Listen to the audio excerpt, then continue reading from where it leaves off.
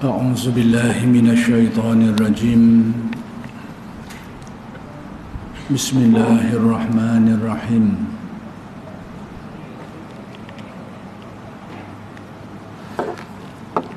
الحمد لله رب العالمين وبه نستعين اللهم صل على سيدنا محمد النبي الأمي وعلى آله وصحبه وسلم رب اشرح لي صدري ويسر لي أمري واحلل عقدة من لساني يفقه قولي ولا حول ولا قوة إلا بالله العلي العظيم إلهي أنت مقصودي ورضاك مطلوبي أعطني محبتك ومعرفتك السلام عليكم ورحمة الله وبركاته Alhamdulillah wa syukru lillah wassalatu wassalamu ala rasulillah amma ba'd. Pertama sekali kita bersyukur kehadrat Allah Subhanahu wa taala yang telah mengurniakan kepada kita nikmat-nikmatnya yang sangat banyak, sama ada nikmat yang zahir maupun nikmat yang batin. Mudah-mudahan segala nikmat-nikmat itu sentiasa dikurniakan kepada kita dan dijadikan kita orang-orang yang bersyukur, orang-orang yang memenuhi tuntutan syukur.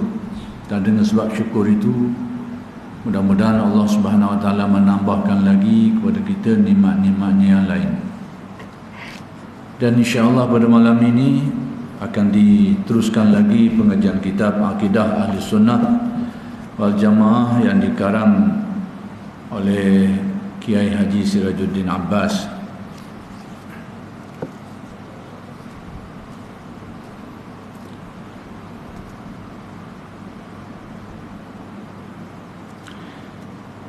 Kata pengarang kitab ini,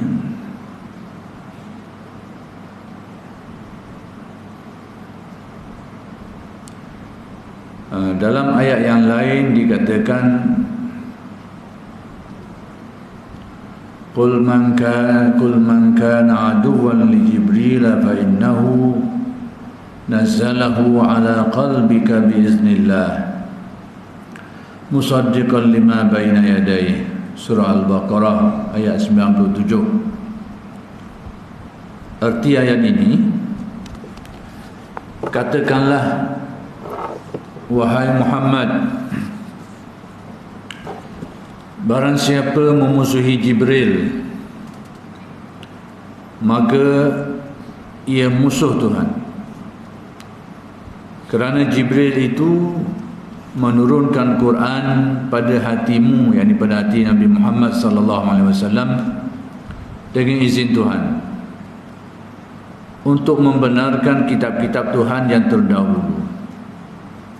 Baik, bila diturunkan ayat ini, ketika itu tahulah sahabat-sahabat Nabi bahawa Al-Quran itu diturunkan kepada Nabi Muhammad sallallahu alaihi wasallam oleh Tuhan, yakni yang menurunkannya itu iaitu Allah Subhanahu wa taala, dengan perantaraan malaikat Jibril. Jadi malaikat Jibril lah yang menjadi perantaraan yang menurunkan wahyu daripada Allah Subhanahu wa taala kepada Nabi Muhammad sallallahu alaihi wasallam. Jadi bila turun ayat ni, sahabat tahu bahawa Allah taala telah menurunkan Al-Quran. Bagaimana diturunkan? Maka dinyatakan dalam ayat ini menerusi Jibril alaihissalam yang diturunkan kepada Nabi Muhammad sallallahu alaihi wasallam. Jadi ayat ini dengan jelas dan terang memberitahu perkara-perkara yang nak diberitahu dalam ayat tersebut itu, dan para sahabat tidak muskil, jelas, terang, mereka terima dengan baik. Demikian pula tentang Rasul-Rasul Allah dari dulu sampai kepada Nabi Muhammad sallallahu alaihi wasallam. Demikian juga para rasul yang diutuskan, yang diutuskan oleh Allah Subhanahu wa taala kepada umat manusia ni, diberitahu dalam Al-Quran tentang nama-nama mereka ni, jumlah mereka, dan diperincikan di dalam hadis dan sebagainya, jelas dan terang. Jadi para sahabat menerima dengan jelas dan terang, mereka percaya. Baik, tentang kitab-kitab suci, demikian juga diberitahu dalam Al-Quran, demikian juga dalam hadis adanya mengenai kitab-kitab suci seperti Taurat, Zabur, Injil, Quran dan lain-lain lagi. Jadi semua ini diberitahu dengan jelas dan terang. Para sahabat memahami dengan baik, pegang. Sebab apa? Mereka faham dengan baik, jelas, dan mereka terus pegang.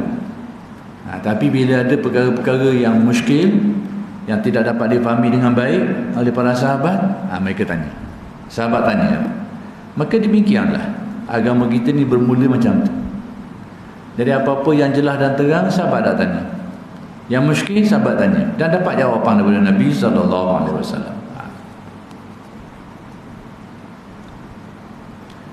Begitu juga tentang hari akhirat, tentang hari kiamat. Ayat-ayat Al-Quran yang menjelaskan tentangnya, demikian hadis-hadis Nabi yang menjelaskan tentang perkara itu juga. Mereka faham dengan jelas, mereka terima, mereka tak tanya.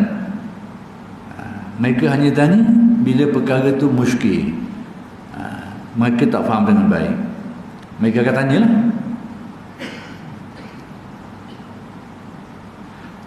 Syurga dan neraka, tentang qada dan qadar ilahi, diterangkan secukupnya dalam, yakni dalamlah, dijelaskan dengan sedalam-dalamnya. Baik, Al-Quran dan hadis Nabi, hadis Nabi dalam pelbagai kesempatan. Semua ini, perkara-perkara ini diterangkan dengan cukup dan lengkap di dalam Al-Quran dan hadis. Perkara-perkara yang jelas oleh para sahabat, mereka faham, terima dengan baik, mereka pegang begitu ya. Tapi bila ada perkara-perkara yang muskil, mereka tanya. Banyak perkara juga sahabat tanya, kerana ada benda-benda yang mereka muskil. Ada riwayat sebut sahabat ada tanya tentang takdir. Bila Nabi Al-Quran menyebut tentang takdir, Nabi menjelaskan bahawa takdir itu melibatkan semua perkara baik dan buruk. Sahabat tanya. Jadi bila muskil, sahabat tanya dan diberi penjelasan. Jadi demikianlah apa yang berlaku. Baik, sahabat-sahabat Nabi memahamkan semuanya itu sefaham-fahamnya dan yakin seyakin-yakinnya. Jadi pertama sekali mereka faham. Apa yang mereka faham dengan baik, jelas, mereka tak tanya. Mereka faham sedalam-dalamnya. Yang kedua, mereka yakin, mereka percaya dengan seyakin-yakinnya. Jadi faham dan yakin. Inilah yang berlaku pada sahabat. Nak kabarnya apa yang Nabi beritahu tu, apa yang Al-Quran turun, yang diturunkan dalam Al-Quran, dalam hadis, pertama sekali mereka faham. Yang kedua, mereka yakin. Dan mereka tak soal, tak tanya, kecuali dalam perkara-perkara yang muskil pada mereka ni. Contohnya, bila Nabi menyebut tentang muflis, tentang muflis ni, jadi sahabat kurang jelas lah maksud yang Nabi tahu. Sehingga Nabi tanya sahabat, apakah sahabat ni tahu tak tentang muflis ni? Jadi sahabat beritahu sekadar yang mereka tahulah muflis menurut fahaman mereka ni. Tapi rupanya ada perkara lain yang Nabi tahu. Demikian juga dalam beberapa perkara yang diberitahu yang sahabat tak berapa nak faham oleh. Jadi bila tak faham, sahabat akan tanya. Maksudnya perkara itu selesai, perkara itu jelas. Itu kita nak faham keadaan. Jadi pengarang kitab ni Kiai Sirajuddin Abbas ni nak beritahu kepada kita bagaimana agama ni bermula diturunkan. Ayat-ayat Al-Quran dan hadis-hadis Nabi. Jadi apa-apa yang berlaku tu, ayat Al-Quran dan hadis tu mereka faham dan mereka yakin. Dua perkara ni. Dan mereka hanya tanya bila timbul perkara-perkara yang muskil. Mereka tak faham boleh. Contohnya benda mereka tanya lah. Bila Nabi menjelaskan tentang keadaan umat Islam akhir zaman ni, tentang kelemahan dia tu, bahawa dia diumpamakan seperti buih lah. Buih pada musim banjir ni banyak tapi lemah, banyak tapi rapuh. Dan Nabi beritahu dalam riwayat tu bahawa sebabnya kerana dihinggapi penyakit wahan. Jadi wahan ni sahabat tak faham. Maka sahabat tanyalah, apa benda wahan, penyakit wahan ni ya Rasulullah? Baru Nabi jelaskan itu ini. Begitulah apa yang berlaku. Bila benda tu clear, jelas, sahabat terima. Dengan arti dia faham dan dia yakin. Bila ada benda yang kurang faham, dia akan tanya sehingga fahamlah dan mereka yakin. Itu keadaan dia. Baik, dan kalau umpamanya ada yang kurang jelas, sekiranya ada perkara-perkara yang sahabat ni tak jelas, tak tahu, atau yang muskil, atau sedikit perselisihan faham, ada yang tak jelas, ada yang muskil, ada perselisihan faham sikit, lantas ditanyakan kepada Nabi. Kadang-kadang berlaku perselisihan faham, berlaku juga. Jadi sahabat-sahabat ni akan rujuk pada Nabi. Pertama sekali kes-kes yang mereka sendiri tak jelas, kurang faham katanya. Yang kedua, antara sebabnya mereka akan rujuk pada Nabi bila berlaku perselisihan faham di antara mereka ni. Berlaku juga. Macam kisah yang kita telah dengar beberapa kali lah, tentang bacaan-bacaan Al-Quran yang berbeza-beza tu. Iaitu tentang Ubay bin Ka'ab, yang dia dengar ada orang lain baca Al-Quran lain daripada yang dia dengar daripada Nabi. Lepas tu mari pula seorang lagi baca lagi Al-Quran dalam solatnya tu, lain lagi bacaan dia tu. Jadi berlaku salah faham. Dia kata, apa membaca lain ni, lain daripada aku tahu ni, aku belajar ni. Bagi seorang lagi lain pula. Macam mana dia baca gitu tu? Jadi nak selesai macam mana? Sisi faham. Akhirnya mereka selesai dengan merujuk pada Nabi Muhammad sallallahu alaihi wasallam. Jadi bila mereka menghadap Nabi suruh baca seorang-seorang. Pertama baca, Nabi membenarkan dia. Kedua baca sekalipun lain bacaan dia, Nabi membenarkan juga. Yang ketiga baca sekalipun lain daripada dua yang pertama tu, Nabi kata betul juga. Pelik. Nabi mengesahkan kesemuanya. Berarti semuanya betul. Jadi demikianlah. Jadi begitulah keadaannya wahyu diturunkan. Dan sahabat, nak beritahunya sahabat ni pertama sekali mereka faham. Yang kedua mereka yakin. Bila ada benda yang tak faham, mereka akan tanya. Maksudnya selesai jugalah, clear jugalah, selesai juga, tapi mereka tanya dulu sehingga mereka faham. Baik, di mana Nabi sallallahu alaihi wasallam menjelaskan persoalan-persoalan sebaik-baiknya. Nabi akan jelaskan, Nabi akan beritahu, sehingga tidak terjadi perselisihan faham lagi. Nak kapanya selesai. Itu dia. Benda itu menjadi selesai. Maka demikianlah nak diberitahu bagaimana agama itu diturunkan pada zaman awal dia. Kemudian perkara selanjutnya yang nak diberitahu oleh pengarang kitab ini tentang perselisihan faham timbul sesudah Nabi wafat sallallahu alaihi wasallam. Jadi perselisihan faham ni mula timbul selepas Nabi wafat. Mungkin orang akan tanya, dah sebelum tu ada juga selisih faham, tapi selesai selalu. Bukan tak ada. Ada selisih faham. Ada dalam riwayat Nabi pesan kepada sahabat tu, supaya jangan sembahyang asar tu kecuali bila sampai ke perkampungan berkenaan. Jangan sembahyang asar kecuali bila sampai ke kampung tu. Bani Quraizah kalau tak salah saya, sampai ke kampung tu. Jadi kefahaman sahabat terhadap perkara ni berbeza-beza, sehingga ada di antara mereka ni sahabat lajak waktu. Sebab apa? Kerana faham atas Nabi kata tu jangan sembahyang asar ni sehingga sampai ke kampung tu. Jadi terlambat pun tak kira lah, habis waktu pun habis lah, sampai kampung baru sembahyang. Tapi segolongan lain di antara sahabat difaham lain. Maksud Nabi kata gitu, nak suruh kita ni supaya bersegera. Seolahnya Nabi suruh ni supaya pergi dengan cepat, biar sembahyang asar boleh sembahyang dinu. Tapi bila kita dah sampai dinu, nak habis waktu, sembahyanglah dulu. Ada yang faham macam tu, lain-lain faham lagi. Jadi bila berlaku sir faham ni, mereka rujuk pada Nabi. Maka Nabi tidak memberi komentar. Berarti itu Nabi takrir, Nabi memperakukan. Hak ni faham pun Nabi mengesahkan cara faham dia tu, hak ni pun Nabi mengesahkan. Jadi nak beritahunya bahawa bukan tak berlaku salah faham di kalangan sahabat sebelum Nabi wafat, berlaku, tetapi diselesaikan. Masalah yang timbul sekarang selisih faham yang berlaku selepas tu, selepas Nabi Muhammad sallallahu alaihi wasallam wafat. Hal ni kita nak tengok. Baik.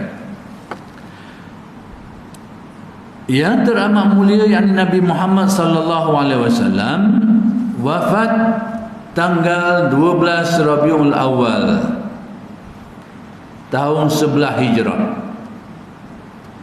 Selepas 11 tahun lah daripada hijrah Nabi ke Madinah tu. Bersetuju yakni bersamaan dengan 8 Juni 632 Masihi. Ini tarikh Nabi wafat lah. Baik. Pada hari wafat beliau, sekumpulan kaum Ansar, yakni sahabat-sahabat Nabi yang berasal dari Madinah, berkumpul di suatu balairung, satu tempat lah. Jadi bila Nabi wafat kau, kita tahu bahawa sahabat Nabi pada waktu tu, kalau dari segi klasifikasi dia, kita boleh pecah pada dua.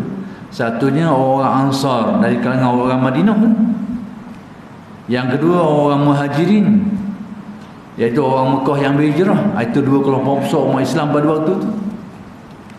Baik, jadi mereka ni berkumpul di suatu balairung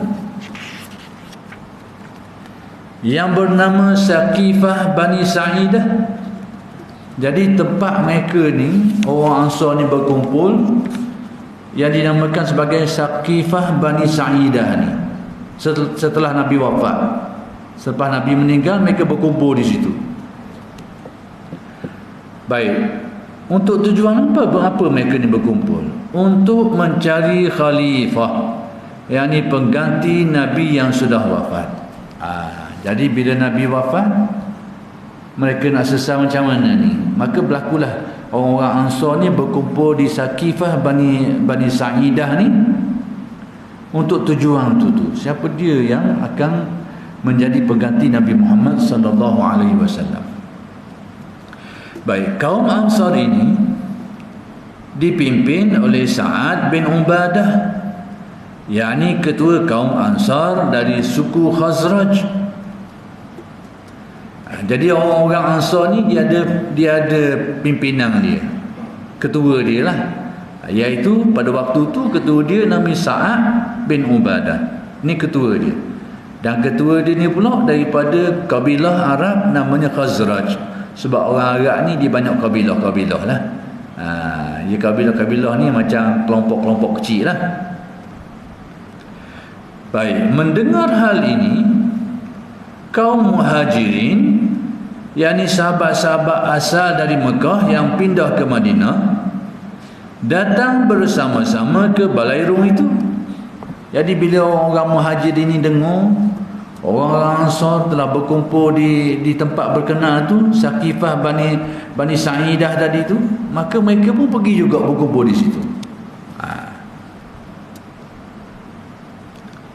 Datang bersama-sama ke balairung itu, dengan dipimpin oleh Sayyidina Abu Bakar As-Siddiq radhiyallahu anhu.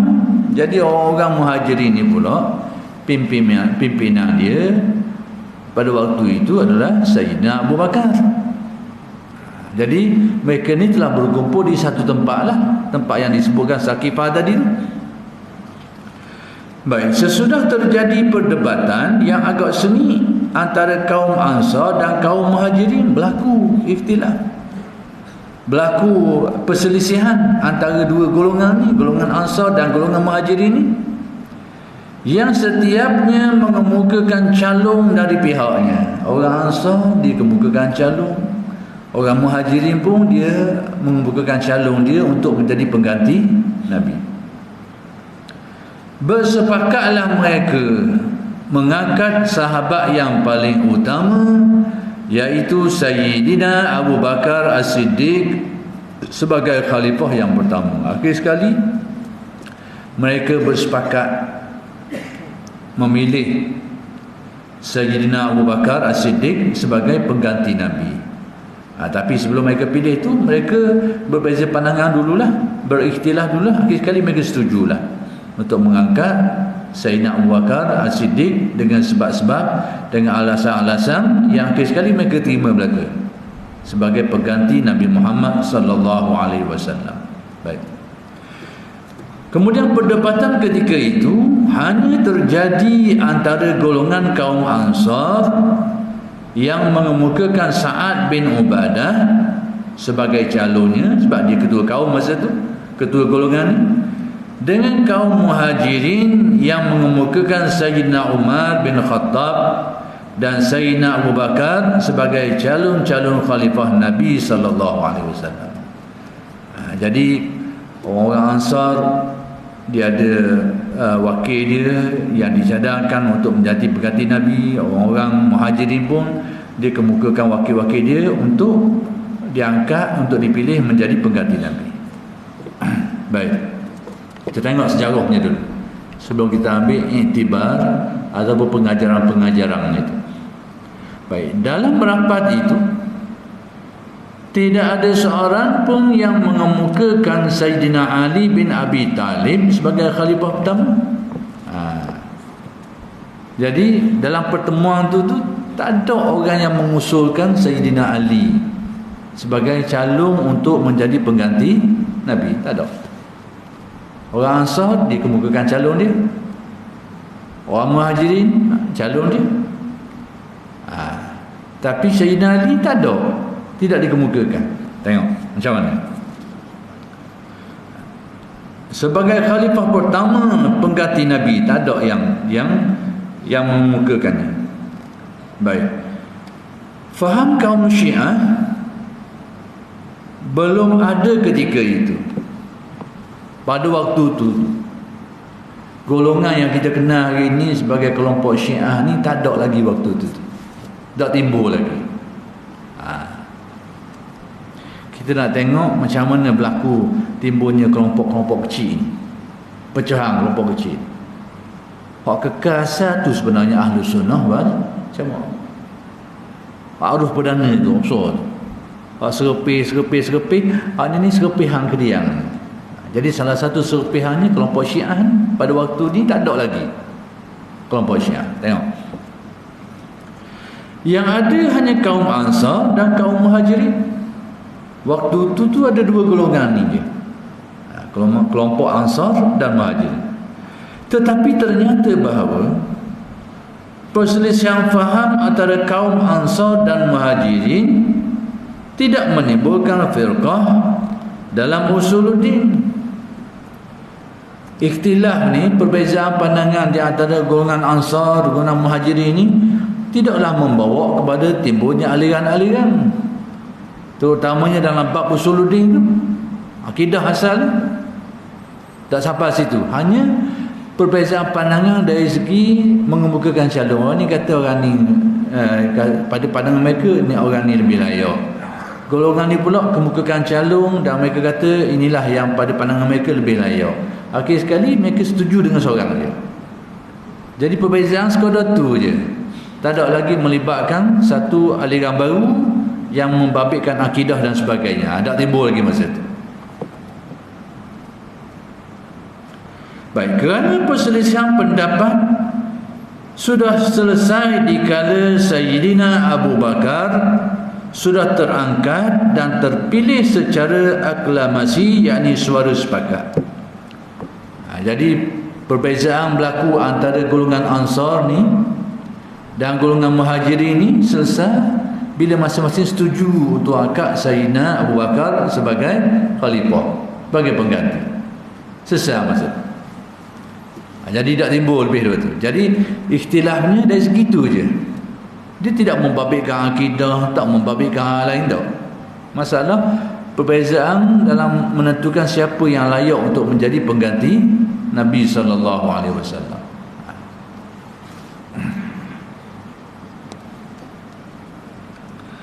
Baik, kemudian pada tahun 30 Hijriah, ini sejarah ringkas lah. Maksudnya lebih kurang 20 tahun lepas tu pula. Lepas 20 tahun lepas tu, timbul faham Syiah. Baru timbul satu aliran baru namanya kelompok Syiah. Sebenarnya pada masa awal tu bibit-bibit Syiah ni ada dah, tapi tidak dalam bentuk satu kelompok lagi. Tak timbul sangat, tapi sudah ada asas-asas dia tu. Baik, setelah 30 tahun Hijriah ni, yakni 20 tahun lepas tu lebih kurang 20 tahun, timbul satu faham namanya Syiah yang diapi-apikan oleh Abdullah bin Sabah. Ni kelompok ni mula timbul pada tahun 30 Hijriah ni, yakni setelah 20 tahun Nabi wafat ni.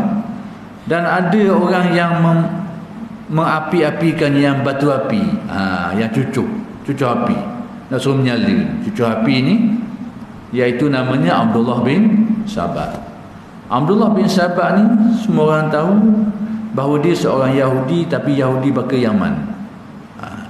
Dia membawa satu aliran-aliran yang pelik dalam kelompok ni lah, sampai ke tahap menabikan Sayyidina Ali, bahkan sampai tak mentuhankan Sayyidina Ali.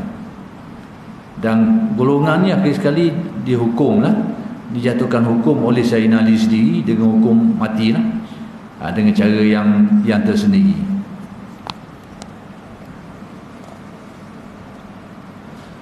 Baik, yang diapi-apikan oleh Abdullah bin Sabah yang beroposisi, yakni yang berlawan terhadap Khalifah Sayyidina Uthman bin Affan. Ini terjadi pada zaman Khalifah Sayyidina Uthman. Timbul kelompok Syiah ni dalam bentuk satu kelompok. Kemudian ada pula orang pergi duduk nyala ke api, mengapi-apikan ni, yang mana kelompok ni dia berlawan dengan kelompok khalifah masa tu, iaitu Sayyidina Uthman yang jadi khalifah. Timbul kelompok Syiah. Baik, Abdullah bin Sabah ada seorang pendeta Yahudi dari Yaman. Jadi asalnya dia merupakan ahli pendeta lah, maksudnya orang yang taat beragama lah.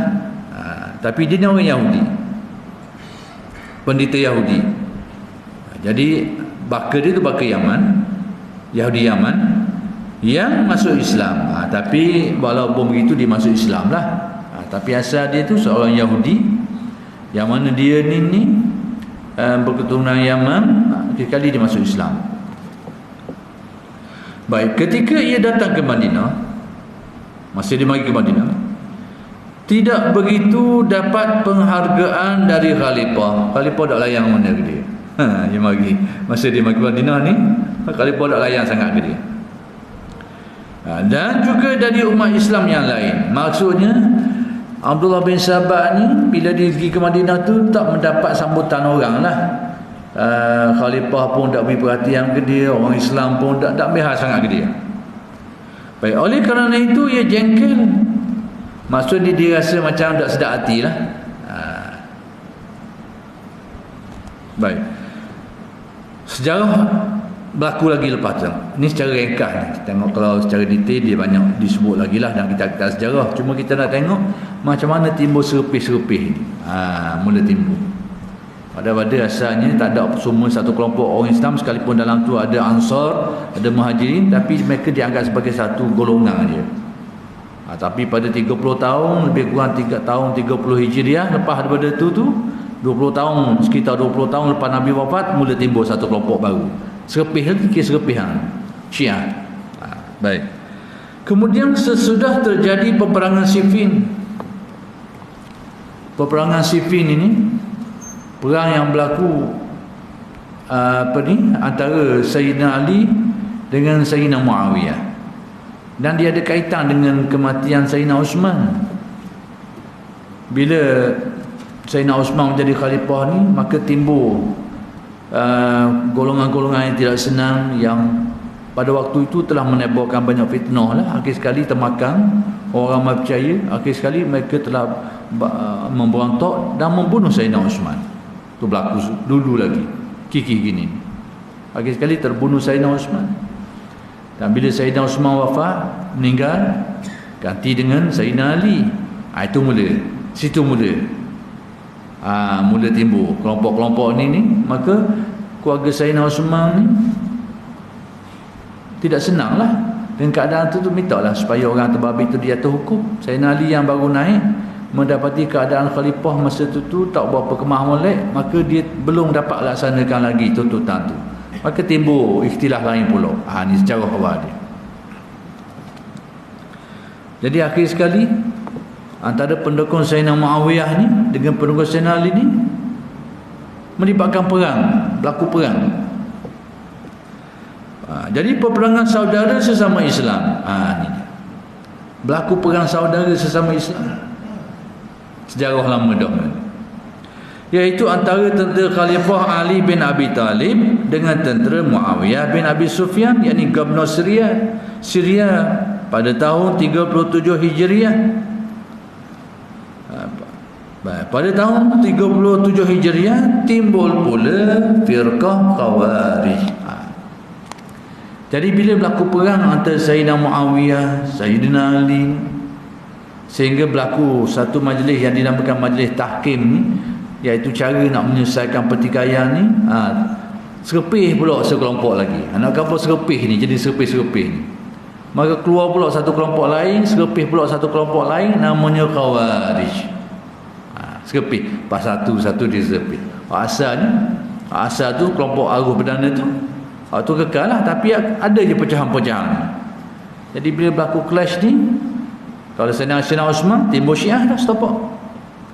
Lepas zaman Sayyidina Ali pula timbul pula kelompok Khawarij, iaitu orang-orang yang keluar daripada Sayyidina Muawiyah radhiyallahu anhu dan dari Sayyidina Ali radhiyallahu anhu. Maksudnya siapa Khawarij ni? Orang yang asalnya segolongannya mendukung Sayyidina Muawiyah, keluar lagi. Segolongannya pula orang yang mendukung Sayyidina Ali, keluar lagi. Mereka telah membentuk satu kelompok baru, namanya Khawarij. Serpihan baru pula timbul. Pecahan baru.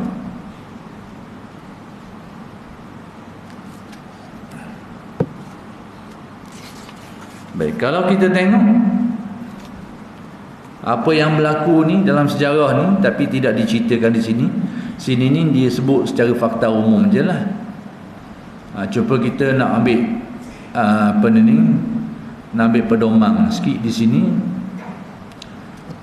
Berlaku perpecahan ni bermula dengan masalah siasat, bermula dengan masalah politik.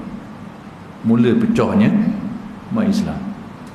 Kali pecah lagi sampai ke zaman Lenin lah, dah berhenti pecah. Tapi punca awalnya adalah merupakan isu khilafah, isu siasat.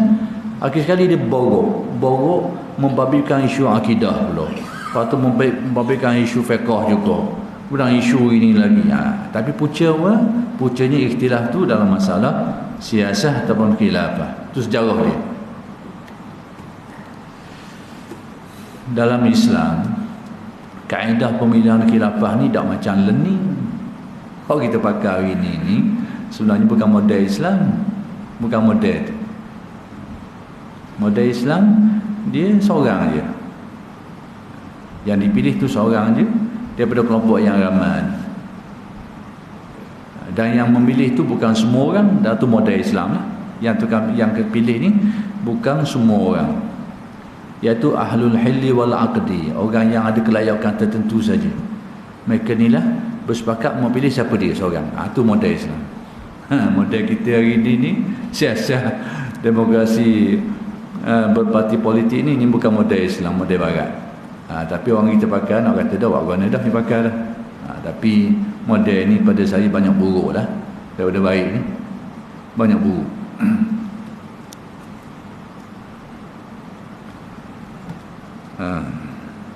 Tapi walaupun begitu masing-masing ada pandangan lah. Orang nak kata boleh, lah silalah. Tapi kita nak beritahu model ada gini ni, itu bukan model Islam.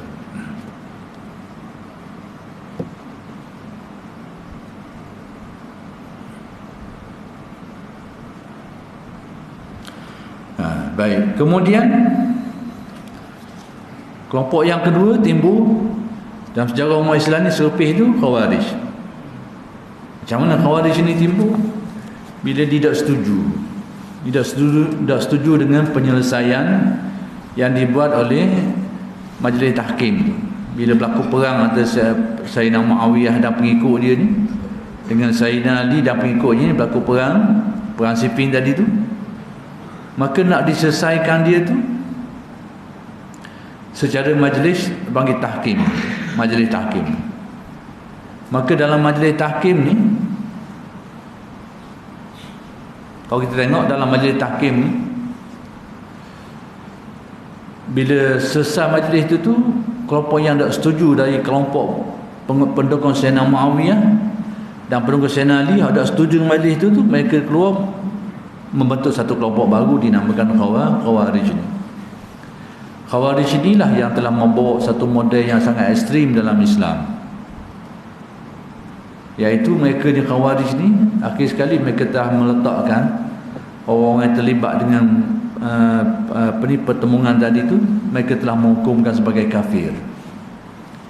Sayyidina Ali dijatuhkan hukum kufur, Sayyidina Muawiyah pun gitu juga. Atas prinsip apa yang dia pakai? Isu je sama lebih kurang je sebenarnya. Isu berkait dengan isu orang yang melakukan dosa besar. Ini antara isu awal yang melibatkan perbezaan pandangan dalam Islam. Isu tentang orang yang melakukan dosa besar ni, status dia macam mana? Dalam pemikiran Ahlus Sunnah wal Jamaah ni, orang yang terlibat dengan melakukan dosa besar, dia mencuri ke, dia merampok ke, dia buatlah perbuatan dosa, salah-salah yang besar-besar tu. Dalam pandangan Ahlus Sunnah ni, harus sebenarnya mereka ni masih lagi mukmin, tak batal iman dia. Tetapi dia ni berdosa, panggil asi. Dosa dah akan dibalaslah menurut dosanya tu, tapi mukmin masih lagi dikira mukmin. Maksudnya sabit iman dia tu.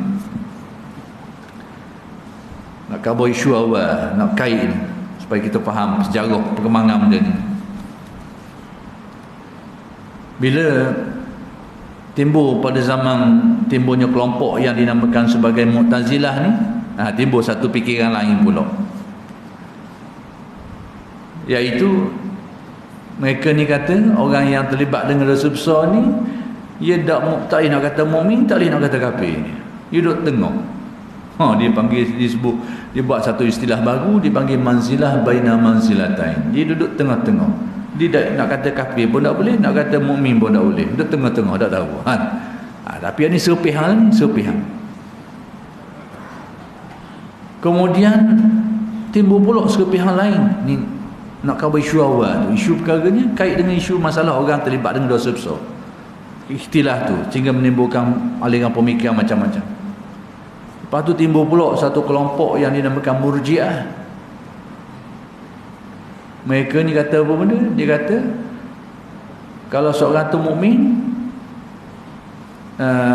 apa-apa yang dibuat tentang dosa besar ke kecil ke, dosa-dosa apa saja, tak ada kena mengena dah, tak kait. Padang dengan iman ni cukup. Dosa ni tak ada kesan apa-apa lagi dah. Gitu pula dah, dia berat atas situ. Jadi seolahnya dosa ni pada mereka ni tak ada peranan apa-apalah. Cukup dengan iman saja. Jadi kalau dia buat dosa besar apa-apa ke, itu tak ada kesan apa-apa dia. Jadi lebih dari situ. Baik. Kemudian di antara fikiran-fikiran ataupun aliran berfikir yang timbul ni, kelompok Khawarij ni, mereka ni membuat satu pandangan baru, iaitu meletakkan menjatuhkan hukum kafir kepada orang yang melakukan dosa.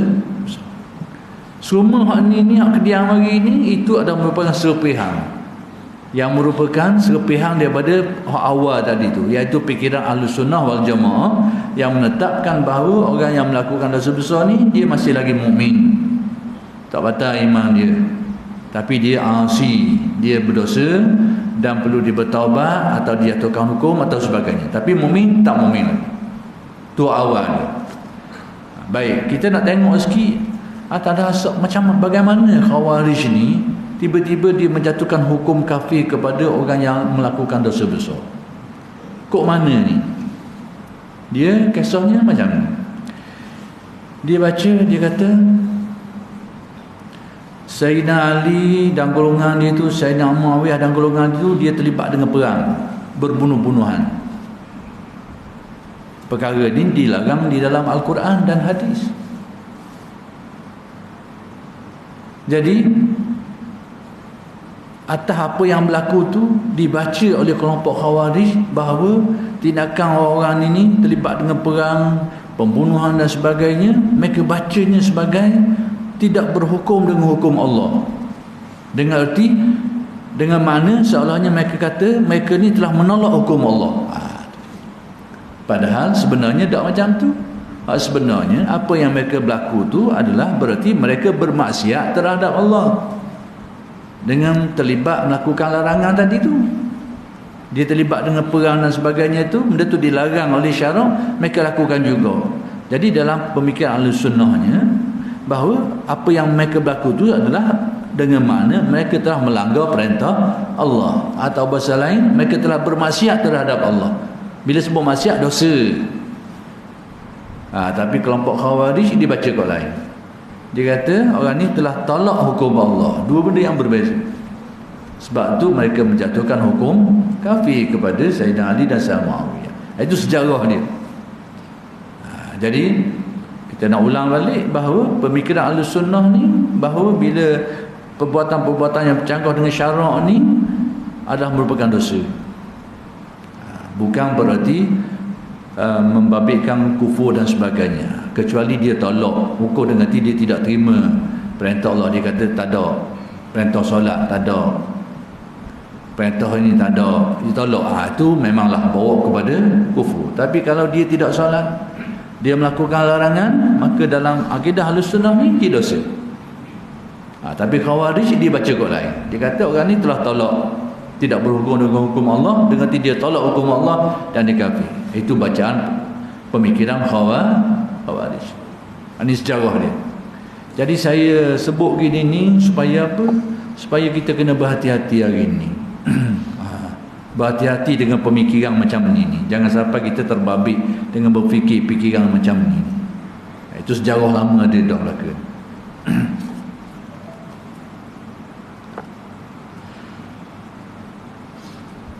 Baik, kelompok Syiah pula. Tadi kita balik pada Syiah ni, kita nak tengok apa benda yang ada di sebalik kelompok Syiah ni. Syiah ni, bila kita tengok sejarah tadi tu, bila Nabi wafat, Nabi tak beritahu pengganti siapa. Maka kelompok orang Ansar ni, mereka berkumpul lah tadi di Saqifah Bani Sa'idah tadi tu. Orang Muhajirin tahu, mereka pun pergi juga. Maka mereka pun beri cadangan orang ni. Akhir kali terpilih seorang, Sayyidina Abu Bakar sebagai pengganti, sebagai khalifah, pengganti kepada Nabi Muhammad sallallahu alaihi wasallam dalam menguruskan umat Islam lah. Tapi kelompok Syiah ni dia kata Nabi ada beritahu. Dia beritahu, dia mendakwa Nabi ada khabar dia tu bahawa pengganti dia adalah Sayyidina Ali. Apa yang tidak diketahui oleh sahabat-sahabat lain. Jadi menurut Syiah ni, kelompok Syiah ni, atas dakwah mereka ni, mereka kata mereka telah kemukakanlah beberapa pandangan-pandangan tu. Kemudian disitulah bermulanya mereka tak terima sahabat-sahabat Nabi. Mereka tak terima Sayyidina Abu Bakar, Sayyidina Umar, Sayyidina Osman. Mereka tolak. Kelompok-kelompok Syiah memang standard mereka ni, mereka tolak sahabat-sahabat. Kecuali satu kelompok Syiah aja, Syiah Zaidiyah, yang ni mereka ni sekalipun mereka tolak juga Sayyidina Abu Bakar, Sayyidina Umar dan Uthman, tapi bila mereka ni sudah dilantik menjadi khalifah, mereka terima. Cuma mereka tetap beranggapan sepatutnya bukan dia, orang lain. Tapi oleh kerana diangkat juga, maka diterima juga lah. Itu kelompok Zaidiyah yang dikira paling dekat dengan Ahlussunnah wal Jamaah lah. Tapi nak beritahu itulah keadaan yang berlaku. Kenapa Syiah ni akhir sekali antara sikap dia tu, dia tolak sahabat-sahabat Nabi ni kerana dia anggap susu buca. Susu buca, dia kata Nabi ada beritahu suruh akad Sayyidina Ali ni. Jadi seolahnya sahabat-sahabat ni susu buca ni, dok khabar. Dia pun nak marah lah kepada kelompok, kepada sahabat-sahabat Nabi. Itu sejarah. Kali berkembang sampai ke hari ni lah. Syiah timbul, mazhab Syiah pun ada sampai hari ni. Kelompok Khawarij sekalipun nama tu tak ada, tapi aliran pemikiran dia ada sampai hari ni. Tak demikian jugalah kelompok-kelompok lain tadi tu. Masih ada dari segi fikiran dia tu. Bukan dari segi nama mungkin tak ada lah. Tapi dari segi fikiran dia tetap ada. Hari ni kalau kita tahu seluruh dunia Islam hari ni, adanya Ahlussunnah wal Jamaah, kemudian Syiah. Lepas tu lagi panggil Salafi Wahabi. Ni ada gini. Lain-lain tu macam Khawarij, macam kelompok-kelompok lain tu macam nama tu dah timbul dah. Tapi fikiran dia tu, kefahaman mereka, fikiran mereka, pegangan mereka tu masih ada. Maksudnya dia selit dalam kelompok-kelompok tertentu lah pemikiran-pemikiran mereka ni. Jadi demikianlah pengarang kitab ni cuba nak menjelaskan bagaimana bermulanya percanggahan ikhtilaf dalam umat Islam ni, akhir sekali membawa kepada perpecahan lah, membawa kepada timbulnya mazhab, membawa timbulnya kelompok-kelompok tu, kelompok ni, bahkan sampai ke tahap berlaku perang, berlaku peperangan, pertumpahan darah dan sebagainya. Jadi perkara-perkara selanjutnya insya-Allah kita akan tengok pada kuliah-kuliah yang akan datang. Aqulu qawli hadza wa astaghfirullahal azim li wa lakum. Assalamualaikum warahmatullahi wabarakatuh.